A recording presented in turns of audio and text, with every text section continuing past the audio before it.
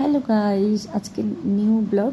তো মিনি ব্লগে তোমাদের সবাইকে স্বাগত জানাই। তো সবাই কেমন আছো? আজকে একটা নিউ রেসিপি নিয়ে তোমাদের জন্য চলে এসেছি। তো দেখো, আমি একটা নিউ রেসিপি নিয়ে চলে এসেছি আজকে। তো সেটা হচ্ছে কেএফসি স্টাইলের চিকেন। তো আমরা অনেকেই তো ভালোবাসি কেএফসি স্টাইলের রেস্টুরেন্টে খাই সেটাও। এবারে আমি এটা ঘরে করছি, সেটা হচ্ছে হেলদি যতটা করা যায়। তো আমি এটা ম্যারিনেট করে নিয়েছি চিকেনটা ফার্স্টে। তো নুন, হলুদ পরিমাণ মতো, তারপরে তোমার আদা রসুন এগুলো সব দিয়ে ফ্রিজে রেখে দিয়েছিলাম। মোটামুটি 3 থেকে 4 ঘন্টা রেখেছি। যত বেশি রাখবে তত বেশি ভালো ক্রাঞ্চি হবে। তো এবারে ডিম ফেটিয়ে নিয়েছি একটা জায়গায়, একটা বাটিতে, ছোটো বাটিতে, আর একটা জায়গায় রেখেছি বিস্কুট গুঁড়ো, আর একটাতে রেখেছি বেকিং সোডা। তো বেকিং পাউডার বা বেকিং সোডা দিতে পারো। তো দেখো, এটা একটু ফোলার জন্য আসলে, আর আমি যেহেতু ঘরে বানাচ্ছি সেহেতু অল্প তেল, সাদা তেল ইউজ করেছি। আর যাতে গায়ে লেগে না যায় সেইভাবেই করেছি, মানে অনেক ফুটন্ত তেল, মানে ডুবন্ত তেল